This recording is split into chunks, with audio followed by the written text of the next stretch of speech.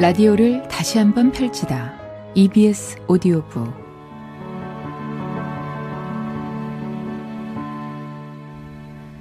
처음 만난 상대와 친해지기 위해 혹은 그 사람이 어떤 성향의 사람인지 알아보기 위해서 자주 묻는 몇 가지 질문들이 있습니다. 어떤 음식 좋아하세요? 어떤 운동 좋아하세요? 네. 이렇게 좋아하는 음식이나 운동을 묻는 질문은 흔히 듣게 되는데요. 한편 이런 질문은 자주 들어보지 못한 것 같습니다. 어떤 책을 좋아하세요? 좋아하는 작가 있으세요? 어떤 장르의 음악을 즐겨 들으시나요? 어쩌면 좋아하는 음식이나 운동보다 상대방의 취향과 성향을 가장 잘 보여주는 건 그가 즐겨 읽는 책이나 즐겨 듣는 음악일 수 있습니다. 상대방에 대해서 더 잘 알고 싶다면 이제부터는 이런 질문을 던져보면 어떨까 싶네요. 여러분께도 같은 질문 드릴게요. 여러분은 어떤 책을 좋아하시나요? 또 어떤 작가를 좋아하시나요? 일주일간의 책을 모아 다시 들려드리는 EBS 오디오북 시작합니다.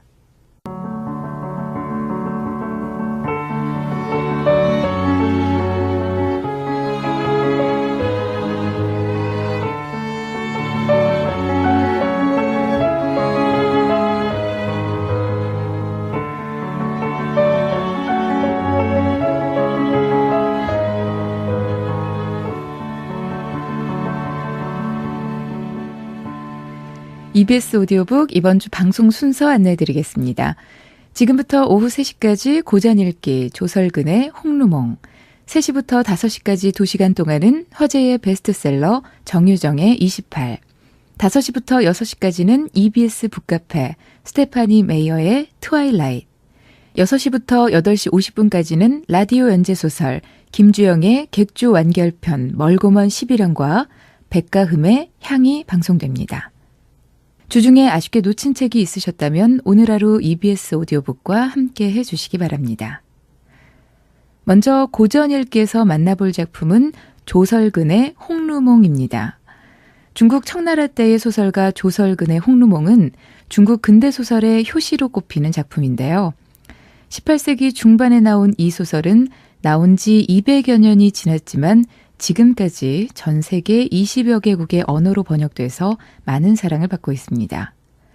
갑오옥과 임대옥, 설보차를 둘러싼 비극적인 사랑과 흥망성쇠가 주된 내용인데요. 700여 명이 넘는 인물들이 등장하는 대규모 서사시 조설근의 홍루몽, 이번 한 주 발췌 낭독 들어보겠습니다.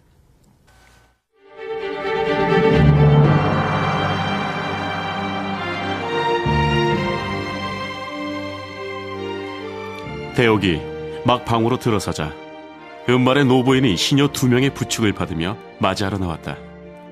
대옥은 그분이 외할머니라는 걸 알고 막 절을 올리려는데 어느새 외할머니가 그녀를 덥석 끌어안았다. 아이고 내 새끼, 아이고 내 새끼. 그러자 외할머니를 모시고 서 있던 사람들도 모두 얼굴을 가린 채 흐느꼈고 대옥도 울음을 멈추지 못했다. 잠시 후 사람들이 천천히 달래어 울음을 멈추게 하자 대옥은 외할머니인 태부인에게 절을 올렸다. 태부인은 주위 사람들을 하나하나 가리키며 대옥에게 소개했다. 여긴 네 큰애 승모, 여긴 둘째 외승모, 여긴 죽은 네 외사촌 오빠의 안사람이란다. 대옥은 그들에게 일일이 절을 올렸다.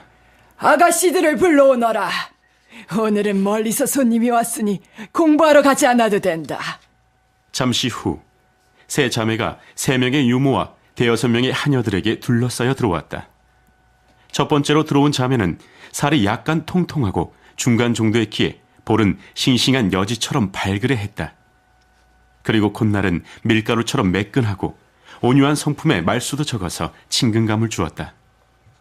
두 번째는 야윈 어깨에 가는 허리, 늘씬한 몸매에 달걀처럼 갸름한 얼굴, 서글서글한 눈에 눈썹이 길어서 돌아보면 넋이 나갈 듯하고 세련되면서도 아름다워서 만나면 속세를 잊을 듯한 인상이었다. 세 번째는 키도 작고 생김새도 아직 앳되어 보였다. 비녀나 팔찌, 옷차림은 세 사람 모두 똑같았다. 대옥은 얼른 일어나 이들을 맞이하면서 인사했다. 서로 통성명을 하고 나서 모두 돌아와 자리에 앉으니 하녀들이 차를 내왔다. 그러나 대옥의 어머니가 병이 나서 의원을 불러오고 약을 먹다가 죽어서 상을 치르게 된 이야기가 나오자 태부인은 또 가슴이 아파왔다. 내 딸들 가운데 네 어미를 가장 아꼈는데 하루아침에 나를 두고 먼저 가버렸구나. 얼굴조차 보지 못했어. 이제 너를 보니 가슴이 미워지는구나. 그렇게 말하면서 대옥을 끌어안고 또 오열하기 시작했다. 사람들이 모두 나서서 위로하고 나서야 태부인은 조금씩 울음을 그쳤다. 사람들은 대옥이 나이는 어리지만 행동거지나 말씨가 속되지 않고 몸이며 얼굴은 비록 나약해 보이지만 어느 정도 자연스러운 풍류가 풍기는 것을 보고 그녀에게 허약증이 있다는 것을 알아챘다. 무슨 약을 먹고 있니? 얼른 치료하지 그랬어. 원래 이래요. 음식을 먹기 시작할 때부터 약을 먹었는데 지금까지 끊지 못했어요. 여러 명의들에게 처방을 받아서 약을 먹었지만 모두 효염이 없었어요. 제가 3살 때 머리에 부스럼이 가득한 스님이 저를 데려가 중을 만들겠다고 했는데 부모님이 절대 그럴 수 없다고 했더니 그 스님이 그러셨대요. 아이를 내놓지 않는다면 아마 그 아이의 병은 평생 낫지 않을게요. 병이 나으려면 이후로 절대 곡소리를 듣지 말아야 하고 부모 외에 성씨가 다른 친척이나 친구는 일체 만나지 않아야 평생이 평안할 거요. 정신 나간 사람처럼 이렇게 말도 안 되는 소리를 늘어놓으니까 아무도 그를 상대하려고 하지 않았대요. 저는 지금도 인삼양 영환을 먹고 있어요. 마침 잘 됐다.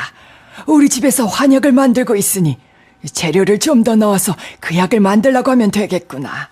그 말이 끝나기도 전에 뒤뜰에서 누군가 웃으며 말했다. 내가 늦었네. 멀리서 온 손님을 마중도 못했잖아.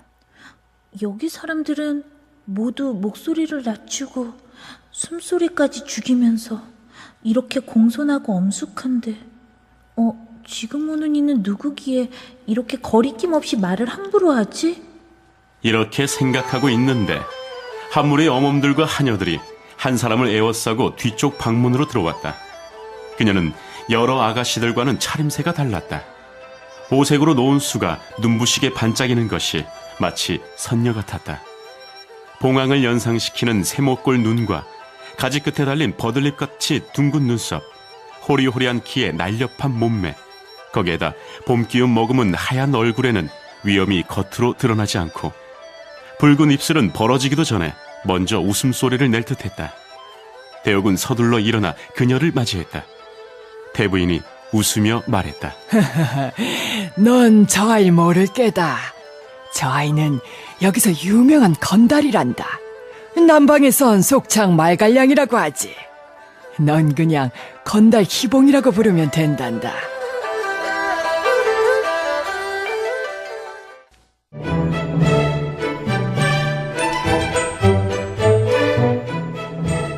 보옥도련님 오셨어요. 이 보옥이라는 작자는 얼마나 뻔뻔하고 멍청한 고집쟁일까? 아무리 그렇다고 해도 내가 안 보면 그만이지. 하녀의 말이 끝나기도 전에 그 어린 도련님은 벌써 방으로 들어왔다.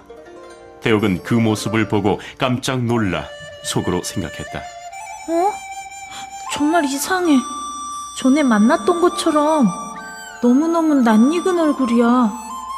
그때 보옥이 태부인에게 오른쪽 무릎을 살짝 굽혀 문안 인사를 하자 태부인이 말했다. 네 어미에게도 인사하고 오너라. 보옥은 즉시 몸을 돌려 나갔다가 잠시 후 돌아왔다. 다시 보니 벌써 옷을 갈아입었다. 머리 둘레의 짧은 머리카락들은 모두 조그맣게 따 붉은 실로 묶은 다음 한꺼번에 정수리로 올려 메어서 커다란 변발을 만들었는데 마치 오칠한 것처럼 까맣고 반들반들 윤이 났다. 둘러보는 눈빛에는 정이 가득 담겨 있었고 말할 때는 항상 웃음을 머금었다.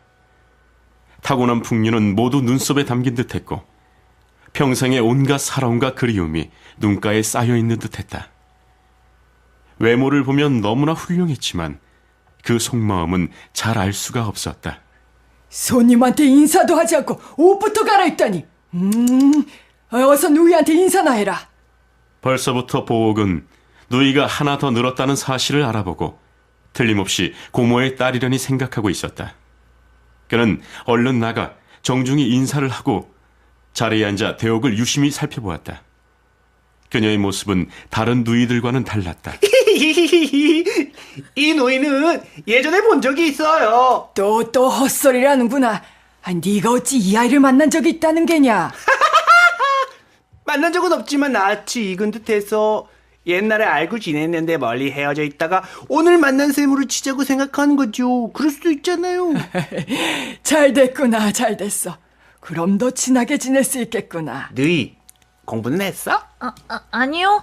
그냥 1년 동안 배워서 몇 글자 아는 정도예요. 이름 뭐야? 대옥이 이름을 가르쳐주자 보옥이 이번에는 자를 물었다. 자는 없어요. 그럼 내가 멋진 자 하나 지어줄까? 빈빈 어때? 이게 제일 잘 어울릴 것 같아. 탐춘이 그게 어디서 나온 말이냐고 물었다. 고급 인물 통고에 보면 서방의 대라고 불리는 돌이 있는데 눈썹 그리는 먹 대신 쓸 수 있다고 했지. 게다가 이 누이는 눈썹을 조금 찌푸린 듯 하니까 이 글자를 넣어서 자를 삼으면 좋지 않겠어? 또 오빠가 엉터리로 지어낸 것 같은데? 사서 외에는 엉터리로 지어놓은 게 너무 많은데 나만 그러지 말라는 법 있어? 누이도 옥을 갖고 있어? 다들 무슨 말인지 몰라 어리둥절해야 하는데 대옥은 보옥이 옥을 가지고 있으니까 자기도 그런지 물어보는 거라 짐작했다. 전 그런 게 없어요. 아마 그런 옥은 희귀해서 누구나 가지고 있진 않을 거예요. 그 말을 듣자 보옥은 갑자기 광기가 발작해서 옥을 떼어내 힘껏 팽개치고 욕을 퍼부었다. 에이, 무슨 희귀한 물건이라고 그래? 사람 신분의 높낮이도 가리지 못하면서 신통하니 많이 해내다니. 나도 이따위 거는 싫어. 사람들이 깜짝 놀라 옥을 주우려고 우르르 달려갔다. 대부인이 급히 보옥을 끌어안으며 말했다. 이런 애물단지 같으니라고. 화가 나면 남을 때리거나 욕하면 될 것을. 어쩌자고 목숨에 뿌리를 내던지느냐? 누나나 누이를 아무도 가지고 있지 않은데 저한테만 있는 저것에는 관심 없다고요. 이 소녀 같은 누이한테도 없다고 하니 좋은 게 아니란 걸 알만 하잖아요. 네 누이한테도 원래 이런 게 있었는데 고모님께서 돌아가실 때 차마 이 누이를 두고 떠날 수 없어서 어쩔 수 없이 저 아이의 옥을 가져갔단다. 그러면 태옥이가 순장의 예를 온전히 갖춰서 효도를 다한 삶이 될 거고 또 네 고모의 영혼이 임시로나마 그걸로 딸을 보는 기분을 느끼도록 해드릴 수 있지 않겠느냐. 그래서 태옥이가 그냥 그걸 가지고 있지 않다고 한 거야. 제 자랑을 하기가 쑥스러워서 그런 거란 말이다. 지금 네가 저 아이와 경우가 같더냐? 그러니 제발 조심해서 잘 지니고 다녀라. 네 어미가 알면 어쩌려고. 그렇게 말하면서 하녀에게서 옥을 건네받아 몸소 보옥에게 걸어주었다. 그 말을 들은 보옥은 아주 이치에 맞는다고 생각해 딴소리를 하지 않았다.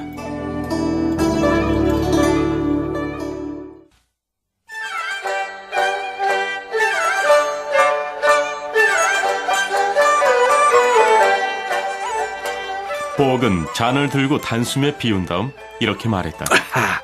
슬플 비, 근심수, 기쁠 희, 즐거울 낙. 이 네 글자를 여자와 관련시켜 얘기하되 그 이유를 밝혀야 합니다. 얘기가 끝나면 자기 앞에 있는 잔을 마시고 그 잔을 채우고 주령을 말하고 다음 사람한테 차례를 넘기면서 술을 마실 때는 상에 놓인 음식이나 장식물과 관련된 예시나 대꾸, 사서나 오경에 들어있는 성어를 외워야 합니다.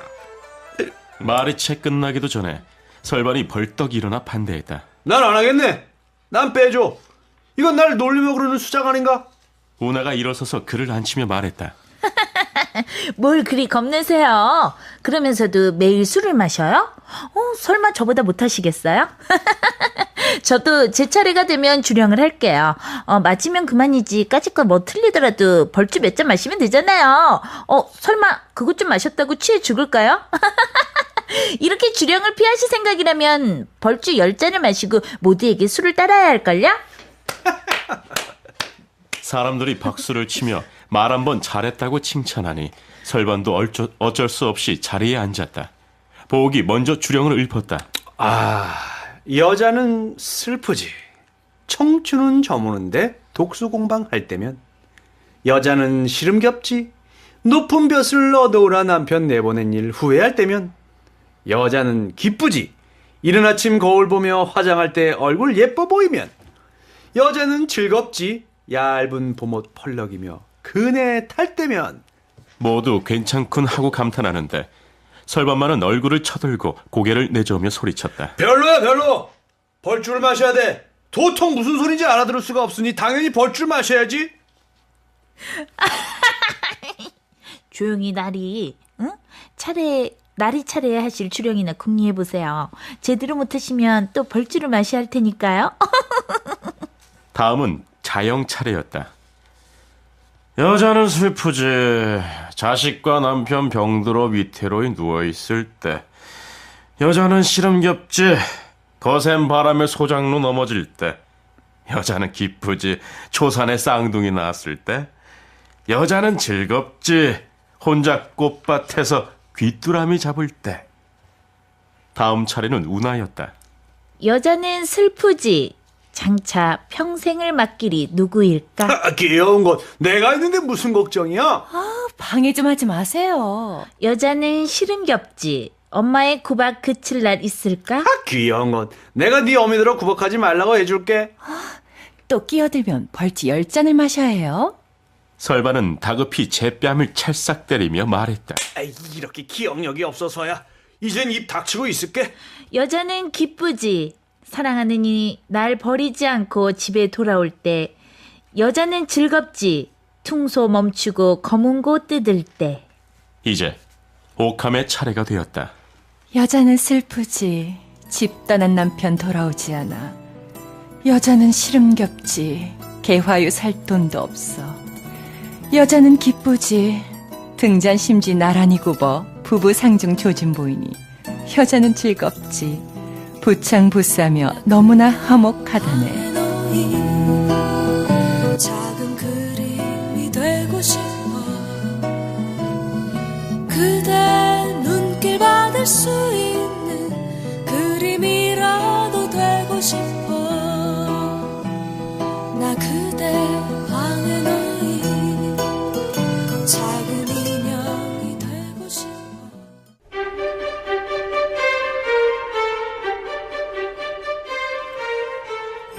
할머님, 저 좀 살려주세요. 서방님이 저를 죽이려고 해요. 태부인과 형부인, 왕부인 등이 다급히 희봉에게 어찌된 일인지 물었다. 조금 전에 옷을 갈아입으려고 방에 갔는데 서방님이 안에서 누군가와 얘기를 하고 있었어요. 손님이 왔나 싶어서 놀라 들어가지도 못하고 창밖에서 들여다보니까 글쎄 저를 해치려고 포위택과 의논하고 있었어요. 저를 독살하고 평야를 정실로 앉히겠다고 했어요. 저는 화가 치밀었지만 감히 서방님한테는 뭐라고 하지 못하고 평화를 두어 대 때리고 나서 왜 저를 해치려고 하는지 따졌어요. 그러자 서방님이 창피했는지 저를 죽이려 들었어요. 어찌 이런 일이. 당장 그 못된 놈을 잡아와라. 그 말이 끝나기도 전에 가련이 칼을 들고 달려오고 그 뒤쪽으로 많은 사람들이 쫓아오고 있었다. 가련은 평소 태부인이 자기를 아낀다고 믿었던 터라 어머니와 숙모가 계시는 것도 아랑곳하지 않고 난동을 부렸다. 형부인과 왕부인이 그걸 보고 버럭 화를 내며 그를 가로막았다. 이런 천한 놈.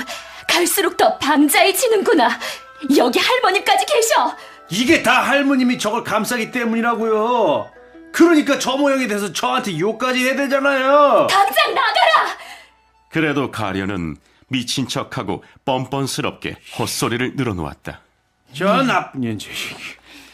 저 때문이에요. 이놈은 우리가 안중에도 없는 모양이구나. 당장 저놈 아비를 불러오너라.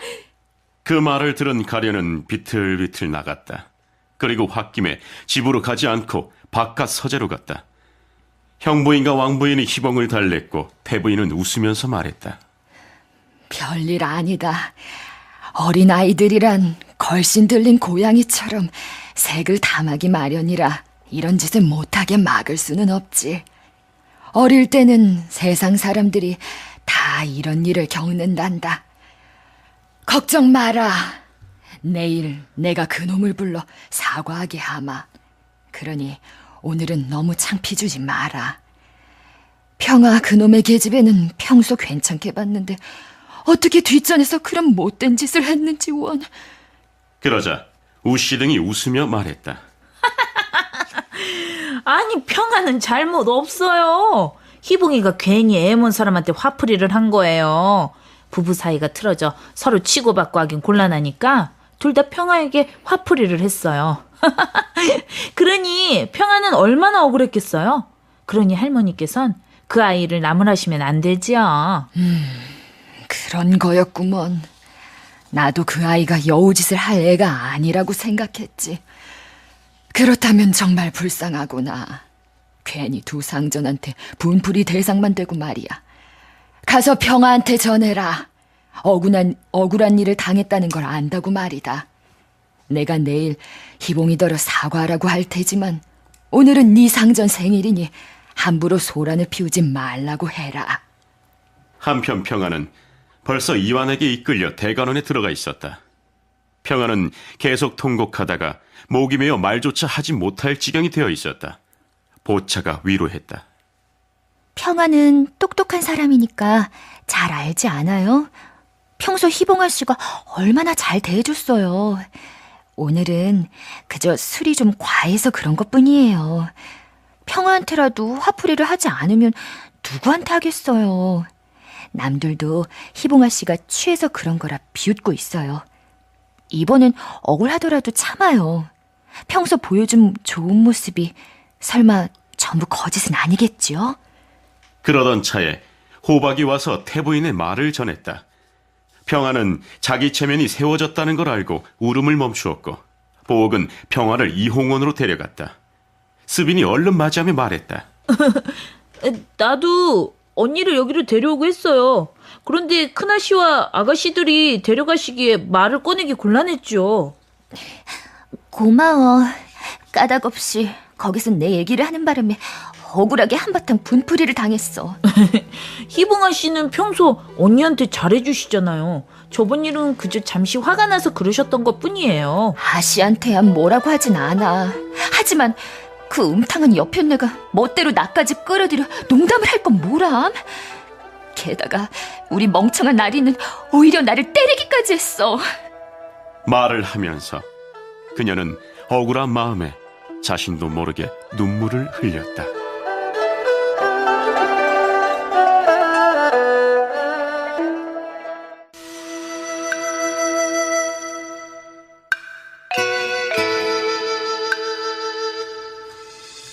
잠시 후 오신댁이 옛날 장부를 가져왔다.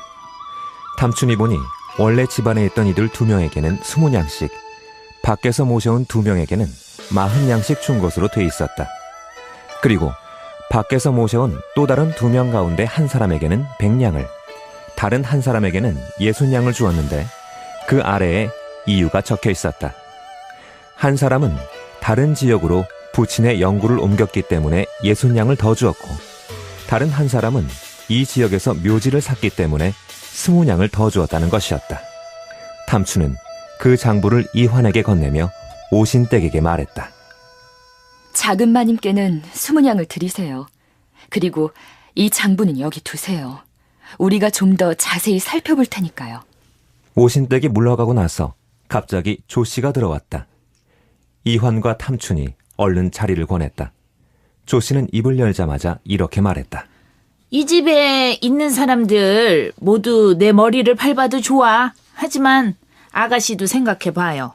당연히 날 위해 분풀이를 해주어야 하는 거 아닌가요? 누구를 두고 하는 말씀인지 모르겠네요. 누가 머리를 밟아요? 말씀을 해주셔야 제가 분풀이를 해드리지요. 아가씨가 지금 밟고 있는데 누구한테 하소연하라는 거야? 제가 어찌 감히... 이환도 일어나서 위로하자 조씨가 말했다. 앉아서 내 말 좀 들어봐요. 나도 이 집에서 이 나이 되도록 고생도 많이 했고 아가씨랑 동생도 낳았어. 하지만 지금은 습인보다 못한 대접을 받고 있으니 어떻게 얼굴을 들고 다니겠어? 아가씨 얘기조차 낯이 서지 않으니 말할 필요도 없지. 알고 보니 그 일 때문이군요. 하지만 저는 감히 이치에 맞지 않게 규정을 어길 수 없어요. 제가 보기에는 마님께서 집에 안 계시니까 어머니도 차분하게 기분이나 푸시는 게 좋겠어요. 마님께서 저를 무척 아껴주시지만 어머니는 매번 말썽만 일으키니 한심할 때가 한두 번이 아니었어요. 마님께서 이제 저를 중히 여기시고 집안 살림을 감독하게 하셨으나 아직 좋은 일도 하나 하진 못했는데 어머니가 먼저 저를 밟으려 하는군요. 만약 마님께서 이 일을 아시면 제가 껄끄러워할까 봐 걱정하셔서 집안일을 맡기지 않으실 테지요. 그거야말로 제 체면을 구기는 일이고 심지어 어머니도 정말 낯을 들고 다닐 수 없게 될 거예요. 그렇게 말하면서 탐추는 북받치는 눈물을 참지 못했다. 조씨는 대꾸할 말이 궁색해졌다. 마님께서 귀여워해 주시니까 더욱 우리를 잘 보살펴줘야지. 넌 그저 마님께 귀여움 받을 생각만 하고 우리는 잊고 있잖아. 제가 어떻게 잊어요? 저더러 어떻게 보살피라는 건가요? 각자한테 물어보셔요. 어느 상전이 열심히 일하고 쓸모있는 사람을 아끼지 않겠어요? 훌륭한 사람이라면 사람을 부리면서 누구만 잘 봐주고 누구는 모른 척하는 그런 경우가 어디 있나요? 이화는 옆에서 그저 달래기에 바빴다. 작은 마님 화내지 마셔요. 아가씨를 원망하시면 안 됩니다. 아가씨는 마음으로야 작은 마님을 보살펴주고 싶겠지만 아니 그걸 어떻게 말로 하겠어요? 큰언니도 말도 안 되는 소리 하시네요. 누가 누굴 보살펴줘요? 어느 집 아가씨가 종을 보살펴준대요. 다들 알다시피 그 사람들이 좋고 나쁜 게 저랑 무슨 상관이래요? 누가 너더러 남을 보살펴주라고 했어? 네가 살림을 맡고 있지 않았다면 나도 따지러 오지는 않았을 거야. 지금은 무슨 말이든 지가 하면 다 진리가 되지. 그런데 이제 네 외삼촌이 죽었는데 20-30냥쯤 더 준다고 뭐 설마 마님께서 나무라실 것 같아? 분명히 마님은 좋은 분이시지. 그런데 너랑 아가씨가 너무 각박해서 애석하게도 마님께서는 은덕을 베푸실 데가 없단 말이야. 됐네요, 아가씨. 참, 난 네가 나중에 출가하면 조씨 가문을 특별히 보살펴줄 줄 알았지 뭐야. 그런데 아직 제대로 자라지도 않은 주제에 벌써 근본을 잊어버리고 그저 출세할 생각만 하는구만.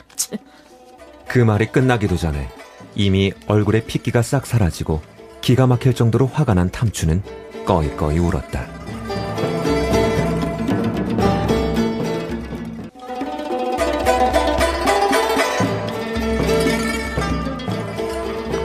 보름쯤 지나가 금계는 갑자기 꾀병을 부려 들어눕더니 가슴이 참을 수 없이 아프고 사지를 움직일 힘이 없다고 했다.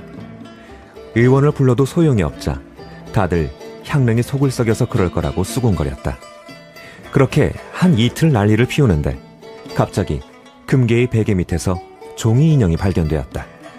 그 위에는 금계의 사주팔자가 적혀있고 5개의 바늘이 심장과 사지의 뼈마디에 박혀 있었다. 그러자 사람들이 들고 일어나 소문을 퍼뜨렸고 설시댁 마님에게도 알렸다. 설시댁 마님은 당황하여 어쩔 줄 몰라 했고 설반은 당연히 더욱 법석을 떨며 당장 사람들을 매질하여 범인을 밝혀내려고 했다. 그러자 금계가 웃으며 말했다. 무고한 사람들을 괴롭힐 필요 있나요? 아마 보섬이가 술수를 부린 것일 테지요. 그 애는 요즘 당신 방에 있을 시간이 없었는데 왜 괜한 사람한테 죄를 뒤집어 씌우고 그래? 그 아이 말고 누가 그러겠어요? 설마 제 스스로 그랬을까요? 설령 다른 사람이 있다 한들 누가 감히 제 방에 함부로 드나들 수 있겠어요? 요즘 그 향릉이가 매일 당신하고 지내잖아. 당연히 걔가 알 테니까 먼저 그 아이를 족쳐보면 알게 되겠지. 족친다고 자백하려 하겠어요? 내 생각에는 모르는 체하고 모두 잊어버리는 게 좋겠어요. 설령 저를 죽게 만들들 별 문제도 아니잖아요. 당신이야 좋다며 더 좋은 사람한테 새장가 들 텐데요. 솔직히 당신들 셋 말고 저를 싫어할 사람이 어디 있어요. 설반은 그 말에 더욱 화가 치밀어 손에 잡히는 대로 대문 빗장을 집어들고 그대로 향령에게 달려가 닥치는 대로 머리며 얼굴을 때리면서 꾸짖었다. 내 짓이지. 내 짓이지. 향릉이 억울하다고 소리치자 설시댁 마님이 달려와 말리면서 호통을 쳤다. 제대로 알아보지도 않고 매질부터 하느냐? 저 아이가 몇 년 동안 내 시중을 들었어도 어디 하나 정성을 다하지 않은 적이 있더냐? 아이고, 어찌 그런 양심 없는 짓을 저질렀겠어? 흑백부터 가리고 나서 그따위 포악한 짓을 하란 말이다. 금계는 시어머니의 말에 줏대없는 설반의 마음이 흔들릴까 싶어서 더욱 소리 높여 통곡하며 악을 썼다. 보름 동안 우리 보섬이를 차지하고 내 방에 들어오지 못하게 해서 추릉이와 저만 함께 잤어요. 제가 보섬이를 추궁해보자고 하니까 당신이 감싸고 나서더니 이젠 또 그 아이한테 화풀이를 하는군요. 제가 죽으면 부귀한 집안의 예쁜 규수한테 새장가를 들면 되지 굳이 이따위 연극을 할 필요가 있나요? 설반은 그 말을 듣고 더욱 화가 치밀었다. 설시댁 마님은 금계가 말끝마다 설반을 쥐고 흔들면서 온갖 추태를 부리자 무척 괘씸했다. 하지만 설반은 화조차 내지 못하고 이미 공처가가 되어 있었다. 설시댁 마님은 그저 홧김에 설반을 꾸짖을 수밖에 없었다. 얘라 이 물러터지 못난 놈아. 숙해도 너보다는 더 체면을 차릴 게다. 내 놈도 쥐도 새도 모르는 게 종년까지 손을 대서 마누라한테 하녀를 빼앗겼다는 소리를 들을 줄 누가 알았겠느냐? 그래놓고 무슨 낯짝으로 밖에 나가 사람들을 만나? 누가 부린 술책인지도 모르면서 다짜고짜 매질부터 하다니. 아이고 참 내 놈이 새 것만 좋아하고 옛 것은 팽개치면서 길러준 내 마음을 저버릴 놈이란 거 진즉에 나는 알고 있었다. 저 아이가 잘못을 했다 해도 내 놈은 때릴 자격도 없어. 당장 거강꾼 불러다가 저 아이를 팔아버리면 네 놈 속도 시원해지겠지. 아이고 너희들은 얼른 가서 거강꾼을 불러오너라. 은돈 몇 냥이라도 좋으니 살에 박힌 가시나 눈에 박힌 못을 빼버리면 다들 평안하게 살 수 있겠지. 설반은 어머니가 화를 내자 일찌감치 고개를 숙이고 있었다. 금계는 그 말을 듣자 창 너머로 울며 말했다. 어머님, 사람을 파실 거면 그냥 파실 일이지 이것저것 얘기를 덧붙여서 말씀하실 필요는 없잖아요. 그럼 우리가 투기가 심해서 다른 일을 용납하지 못하는 사람이 돼버리잖아요. 살에 박힌 가시나 눈에 박힌 못을 빼버린다는 게 무슨 말씀인가요? 누구한테 박힌 가시면 못이라는 건가요? 제가 그 아이를 싫어했다면 제 하녀도 첩으로 들이려 하지 않았겠죠. 그 말에 너무 화가 난 설시댁 마님은 몸이 부들부들 떨리고 기가 막혔다. 참, 이건 어느 집 예법이더냐? 시어미가 얘기하는데 며느리가 창 너머로 나불대다니. 그러고도 네가 뼈대에 있는 집안의 딸이란 말이냐? 고래고래 소리나 지르면서 대체 무슨 말을 하고 싶은 게야? 됐어요. 그만 좀 하세요. 남들이 들으면 비웃겠어요. 비웃거나 말거나 상관없어요. 자비해치려고 했는데 내가 남의 웃음거리가 되는 걸 무서워하겠어요? 그게 아니라면 그 아이는 남겨두고 저를 파세요. 다들 잘 알고 있듯이 설씨 집안에야 돈이 많으니까 걸핏하면 뇌물을 써서 일을 무마하고 남을 억누를 때 필요한 훌륭한 친척도 있죠. 얼른 해치우지 뭘 또 기다려요? 내가 잘못했다는데 누가 당신들더러 눈이 멀어서 서너 번씩이나 우리 집에 달려와 청혼하라고 했던가요? 이제 사람도 왔고 금은도 받았고 얼굴 좀 번듯한 하녀도 빼앗았으니 나만 쫓아내면 되겠군요.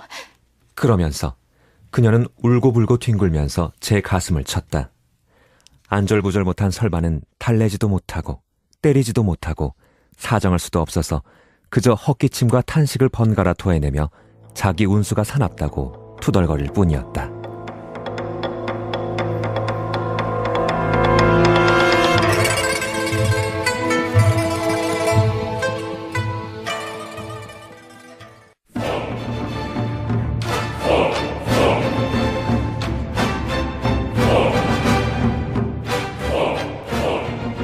설시댁 마님은 심부름꾼을 내보내고 즉시 가씨 집안으로 가서 왕부인에게 사정을 전하며 가정에게 청탁을 해달라고 간곡히 부탁했다.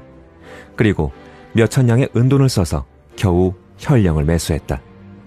현령은 동원에 등청하여 이웃과 증인, 피살자의 유가족들을 출두시키는 한편 감옥에 갇혀있던 설반을 불러냈고 피살자의 어머니 왕씨와 피살자의 숙부인 장희를 신문했다. 소인의 남편 장대는 남양에 살았는데 18년 전에 죽었습니다. 큰아들과 둘째 아들도 죽고 이번에 죽은 셋째인 장삼만 남았는데 올해 23살로 아직 장가도 들지 않았습지요. 저희 집이 가난해서 먹고 살 길이 없어 이 시가게에서 점원 노릇을 하고 있었습니다. 그날 점심때 그쪽 가게에서 저한테 사람을 보내 대개 아들이 맞아 죽었어. 이러지 뭡니까? 거기로 달려가 보니 제 아들이 머리에 피를 철철 흘리며 땅바닥에 쓰러져 헐떡이고 있었는데 무슨 일인지 물어도 대답조차 못하다가 얼마 후에 죽고 말았습니다. 그래서 소인은 저 잡종놈을 붙들고 목숨값을 내놓으라고 다그쳤습니다. 하늘같이 높고 공정하신 현령 나으리, 제발 억울함을 풀어주시옵소서. 소인한테는 이 아들놈밖에 남은 게 없습니다. 이 씨는 대답하라. 장삼이 너희 가게의 점원이었더냐? 정식 점원은 아니고 심부름이나 하는 사람이었습니다. 그날 현장에서 너는 장삼이 설반의 그릇에 맞아 죽었다고 했는데 그걸 네가 직접 목격했느냐? 소인이 계산대에 있었는데 객실에서 술을 달라는 소리를 들었습니다. 그런데 얼마 후에 큰일 났다, 사람이 다쳤어 하는 소리가 들리기에 뛰어들어가 보니 장삼이 바닥에 쓰러진 채 말도 못하고 있었습니다. 소인은 곧 집어 어른께 알리고 장삼의 어미에게 알리러 갔습니다. 저는 사실은 어떻게 싸웠는지는 모르니 함께 술을 마신 사람한테 물어보시기 바랍니다. 이놈! 처음 진술할 땐 네가 직접 목격했다고 하지 않았느냐? 그런데 왜 이제 와서 못 봤다고 하는 게냐? 소인이 그날 너무 놀라 말이 헛나왔나 봅니다. 오양에게 묻겠다. 너는 함께 술을 마셨지. 설반이 어떻게 때렸는지 사실대로 말해봐라. 그날 제가 집에 있는데 이 설서방님이 저한테 술을 마시러 가자고 하셨습니다요. 서방님은 술 맛이 안 좋다며 바꿔달라고 했는데 장삼이 말을 듣지 않았습니다. 그러니까 서방님이 화를 내시며 장삼의 얼굴에 술을 이렇게 뿌렸는데 어찌된 영문인지 술잔이 장삼의 머리에 맞아버렸습니다. 제가 직접 목격한 상황은 이러했습니다. 허튼 소리! 저번에 현장을 검증할 때 설반은 자기가 그릇을 들어 때려 죽였다고 했고 너도 직접 목격했다고 하지 않았느냐? 그런데 왜 오늘은 말이 다르단 말이냐? 여봐라! 저놈의 따귀를 쳐라! 사실 설반이 장삼과 싸운 게 아닙니다. 술잔이 실수로 그 장삼의 머리에 맞았을 뿐입니다. 나리, 제발 은혜를 베푸시어 설반에게 물어보시기 바랍니다. 설반, 도대체 너와 장삼 사이에 무슨 원한이 있으며 대체 어떻게 죽였느냐? 이실직고해라. 나리, 제발 은혜를 베풀어 주십시오. 소인은 정말 그놈을 때리지 않았습니다. 그놈이 술을 바꿔주지 않기에 술을 끼얹으려 했을 뿐인데 순간적인 실수로 술잔이 머리에 맞아버린 겁니다. 소인이 황급히 치열을 했지만 도무지 멈추지 않았습니다. 결국 피를 너무 많이 흘려서 얼마 후에 죽어버린 겁니다. 저번에 현장 검증할 때는 나리께서 매질을 하실까봐 무서워서 술잔으로 때렸다고 진술했던 겁니다. 나리, 제발 은혜를 베풀어 주십시오. 참으로 어리석은 놈이로다. 본관이 내 놈한테 어떻게 때렸느냐고 물었을 때 그놈이 술을 바꿔주지 않아서 홧김에 때렸다고 하지 않았느냐? 그런데 오늘은 실수로 때렸다고 한단 말이냐? 현령은 일부러 허세를 부리며 고문을 하려 했지만 설반은 계속 우겼다. 현령은 검시관에게 예전에 현장 검증할 때 기록한 상처의 흔적에 대해 사실대로 보고하라고 했다. 그 장삼의 시신을 검사했을 때 다른 상처는 없었고 그 정수리의 사기 그릇에 맞은 듯한 상처가 길이 1치 7푼, 깊이 5푼으로 나 있습니다요. 피부는 찢어지고 정수리뼈가 3푼 정도 깨져 있었습니다. 요로 보건대 타박상이 확실합니다. 현령은 그 말이 검시보고서와 들어맞자 이미 서기가 슬쩍 고쳐놓았다는 것을 알았지만 더 이상 캐묻지 않고 얼렁뚱땅 서명을 하라고 설반을 다그쳤다. 하늘같이 높고 공정하신 현령 나으리, 저번에 듣기로는 그것 말고도 상처가 많이 있다고 했는데 오늘은 어떻게 다 없어졌단 말입니까? 이 아낙네가 무슨 헛소리를 하는 게야? 여기 검시 보고서가 있는데도 모르겠느냐? 죽은 장삼의 숙부 장에게 묻겠다. 네 조카의 시체에 상처가 몇 군데 있었는지 너는 아느냐? 머리에 하나 있었습니다. 그것 봐라! 그러면서 지보와 장애로 하여금 그저 실수로 죽인 것이라는 내용의 진술서에 서명하게 했다.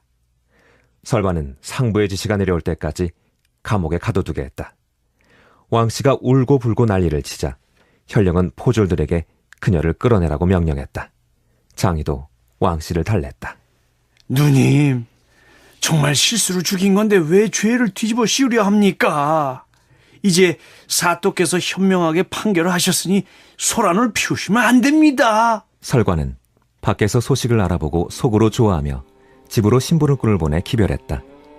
그리고 상부에서 회신이 오면 벌금을 내야 하므로 잠시 그곳에서 대기하기로 했다. 그런데 현령이 갑자기 바빠졌기 때문에 감옥에 있는 설반에게 가서 걱정 말고 기다리라 일러준 후 떠났다.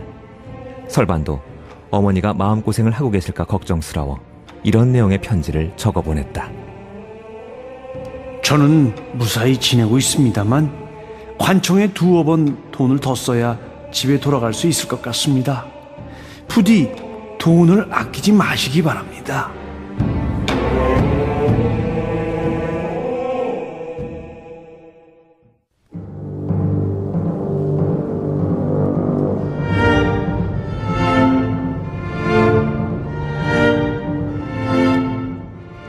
원비의 장례가 끝나자 태부인은 보옥이 걱정스러워서 직접 대관원으로 찾아와 살펴보았다. 왕부인도 따라왔다.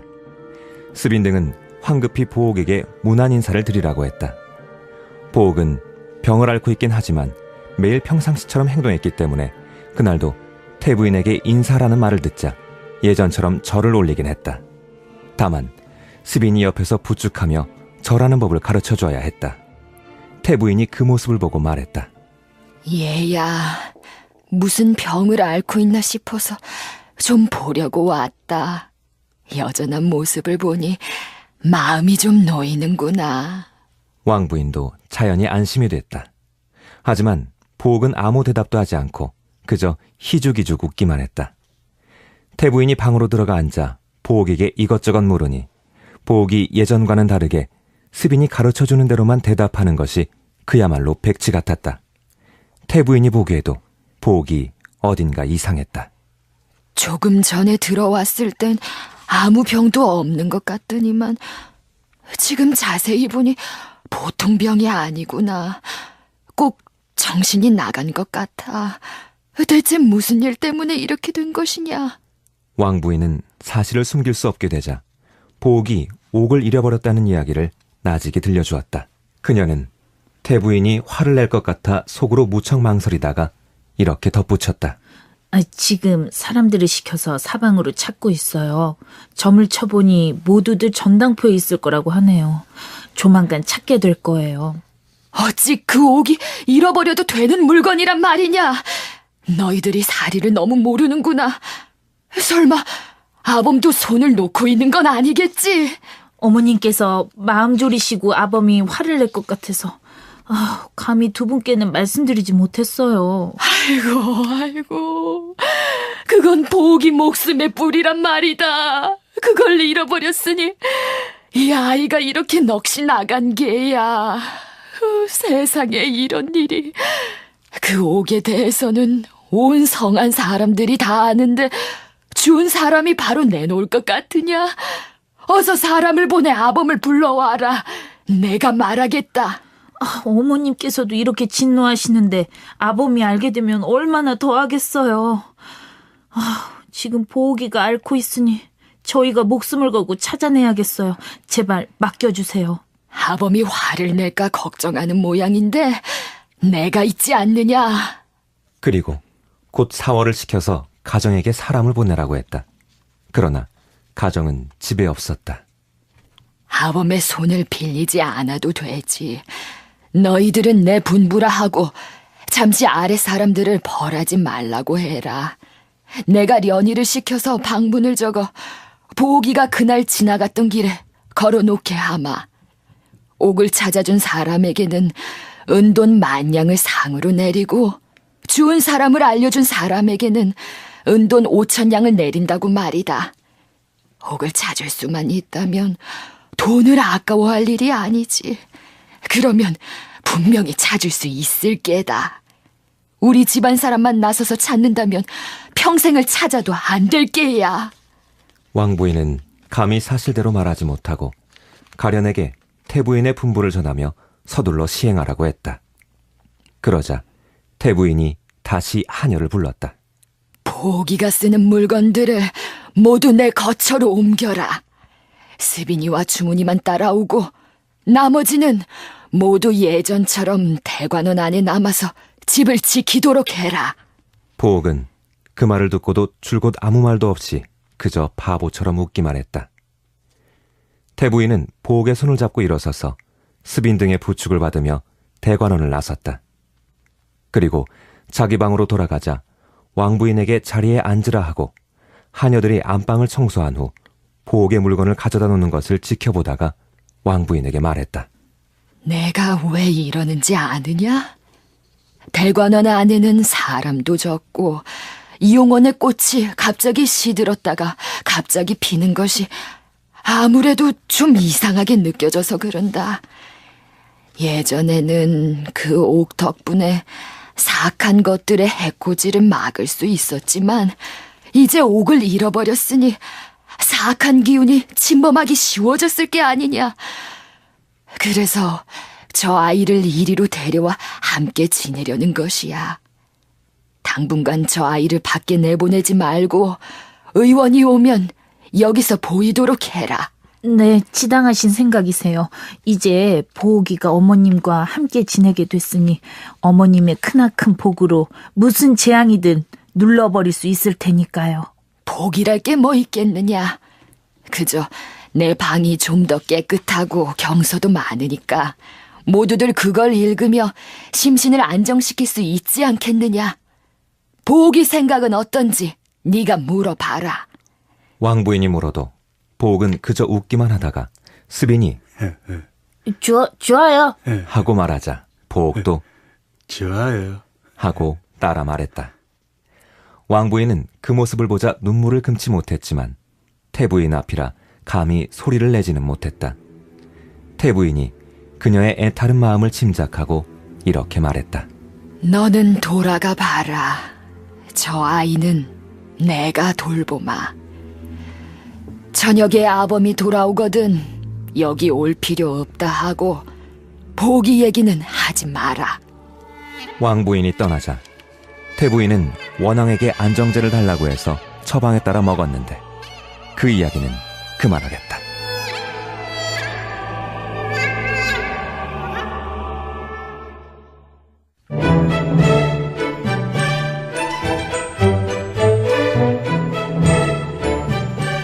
보옥은 스빈에게 얼른 새 옷을 입혀달라고 재촉하여 왕부인의 방에 가 있었다.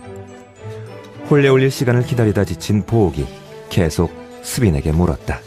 대옥이는 대관원에서 오는데 왜 이렇게 품에 많이 들어? 아직 안 왔어?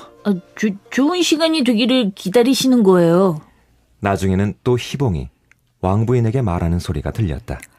상중이라서 밖에서는 풍악을 울리진 못하지만 우리 남방의 결혼 풍습대로 대청에서 초례를 올릴 때는 너무 조용하면 안 되잖아요? 집안 여인들 가운데 음악을 배우고 연극을 해본 이들을 시켜서라도 풍악을 울려서 조금이나마 흥청거리는 분위기를 만들어야겠어요. 그래도 되겠다.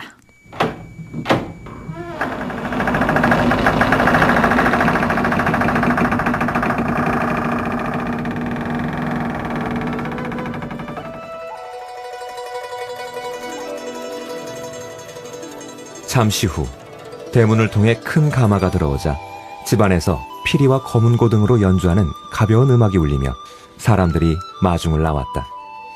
이어서 12쌍의 궁등들이 줄지어 들어오니 나름대로 신선하고 우아한 정취가 있었다. 보옥이 보니 신부는 얼굴 덮개를 쓰고 있었고 신부를 따르며 시종드는 희낭 역시 붉은 옷을 입고 신부를 부축하고 있었다.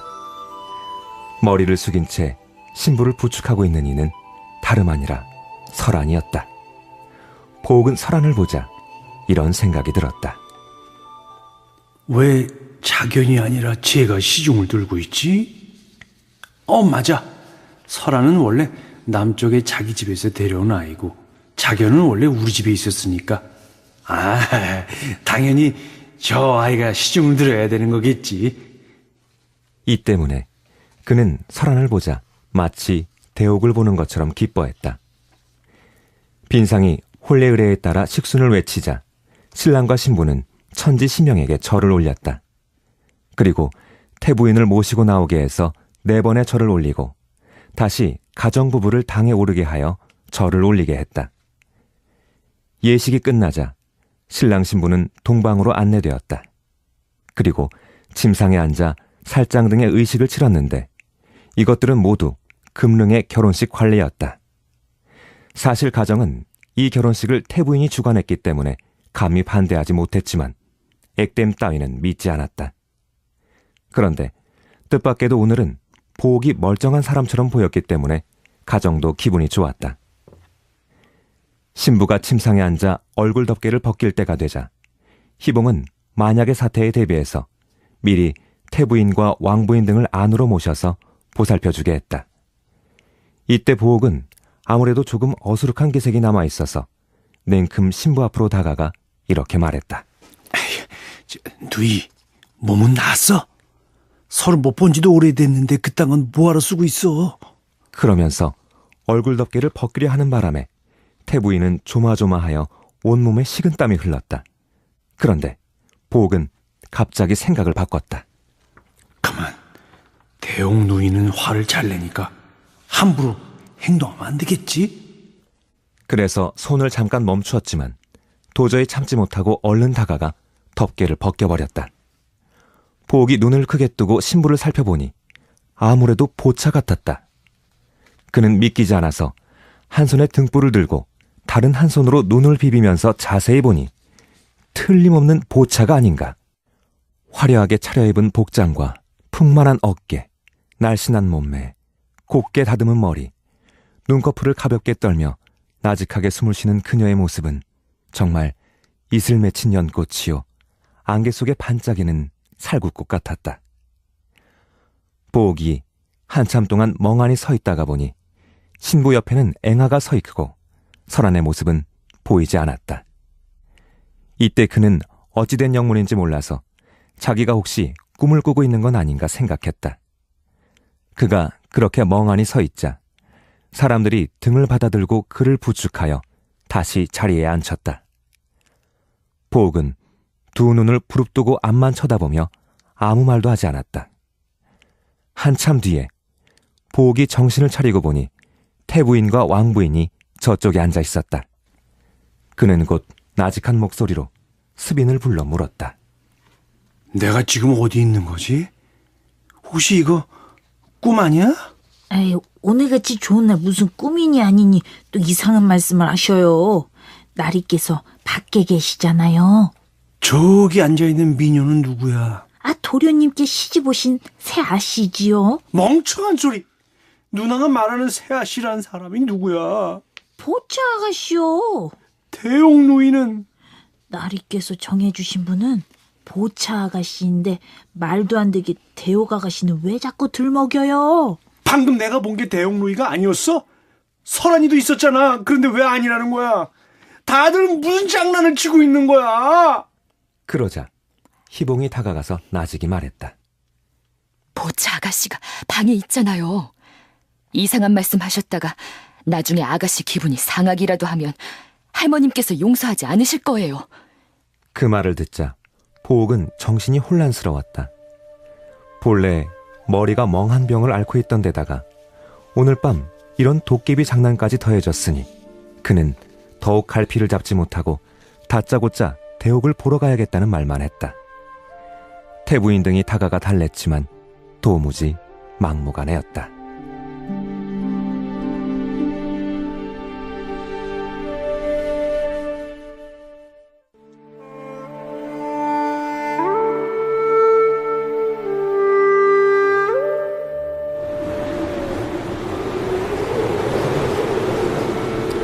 어느 날 일행은 비릉역에 이르렀다.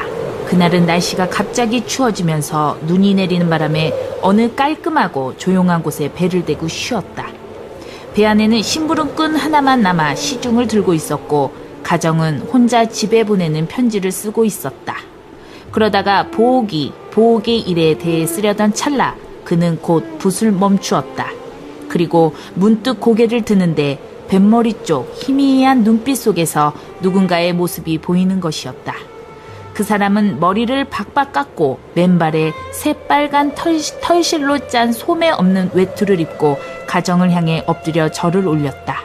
가정은 얼굴을 뚜렷이 알아보지 못해 황급히 배 밖으로 나와 그 사람을 일으켜 세우고 누구인지 물어보려고 했다. 하지만 그 사람은 벌써 4번의 절을 마치고 일어나더니 다시 합장을 하고 인사하는 것이었다. 가정이 담내하고 허리를 숙인 후 고개를 들어 얼굴을 보니 다름 아닌 보옥이었다. 아니, 보옥이가 아니냐? 그 사람은 아무 말도 하지 않았다. 그의 얼굴은 기쁜 것인지 슬픈 것인지 알 수 없는 표정을 짓고 있었다. 네가 보옥이라면은 왜 이런 꼴을 하고 여기에 왔단 말이냐? 보옥이 미처 대답을 하기도 전에 홀연 뱃머리에 승려 하나와 도사 하나가 나타나 양쪽에서 보옥의 팔을 끼며 말했다. 속세의 인연은 이미 끝났거늘 어서 가지 않고 뭐하는 게냐? 그렇게 말하는 사이에 세 사람의 모습은 표현이 날아 무트로 가버렸다. 가정은 땅바닥이 미끄러운 것도 아랑곳하지 않고 황급히 달려 쫓아갔다. 하지만 그들 세 사람은 앞쪽의 모습이 보이긴 해도 도저히 따라잡을 수가 없었다. 다만 새 가운데 누가 부르는지 모르지만 노랫소리가 들릴 뿐이었다. 그 노래를 들으며 가정은 열심히 쫓았지만 작은 언덕을 돌아가자마자 갑자기 그들의 모습이 사라지고 없었다. 정신없이 쫓아다 보니 숨이 차고 가슴이 두근거렸다. 이렇게 해서 고전 읽기 조설근의 홍루몽 이번 주 내용 만나보셨습니다. 이 소설은 바로 꿈이라는 은유를 통해서 인생의 허무함을 노래하고 있습니다. 이루어질 수 없는 사랑, 비극적인 죽음, 가문의 몰락 등 하나씩 사라지는 꿈들을 통해서 인생의 이치를 깨닫게 합니다. 자, 이번 주 고전 읽기는 여기까지고요. 이어서 화제의 베스트셀러 만나보시죠.